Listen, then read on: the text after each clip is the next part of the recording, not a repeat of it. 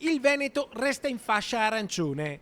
Nonostante tutto, nonostante l'Istituto Superiore della Sanità abbia registrato un RT dopo 5 settimane sotto la soglia dell'1, nonostante in Veneto l'incidenza dei positivi sia in netto calo, nonostante i dati siano da fascia gialla. Per i numeri che abbiamo avuto probabilmente qui da noi è passata, se non è passata c'è passata l'ondata che comunque non ci aspettavamo. La nostra incidenza è passata da 480 positivi ogni 100.000 abitanti a settimana a 178. Eppure oggi siamo qui in piena zona arancione, che significa una clausura più stretta, dolorosa per i cittadini, ma ancora di più per le attività produttive. E anche a Vicenza la sensazione è che piova sul bagnato e non per il maltempo, ma per il mal di pancia economico.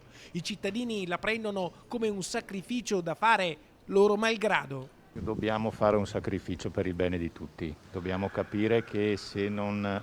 Pur giunti a questo punto siamo tutti stanchi, ma dobbiamo affrontare un sacrificio necessario. Speriamo per il bene di tutti. Sì, dopo tutti i sacrifici che abbiamo fatto, aspettare 7 giorni in più, 7 giorni in meno, ormai non cambierebbe poco. Forse solo per i commercianti, ma ormai conviene aspettare. E noi psicologicamente come la viviamo? Come la viviamo? È stata una bella batosta, però ormai insomma, abbiamo fatto gli anticorpi. Stare chiuso in casa, dopo se si vive magari in un appartamento di 60 metri quadrati in due diventa ancora più pesante. Io non ne posso più.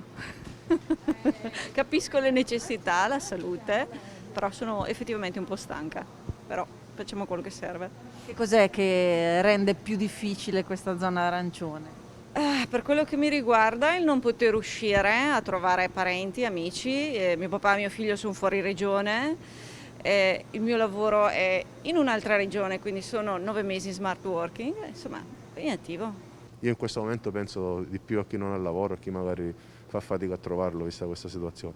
Non penso alle persone che si lamentano perché non possono andare a passeggiare. Siamo tutti stanchi perché non vediamo l'ora di uscire con libertà, vederci, incontrare persone, ma se dobbiamo passare attraverso questi, tra virgolette, sacrifici che sono relativi, insomma, per stare meglio tutti, lo facciamo.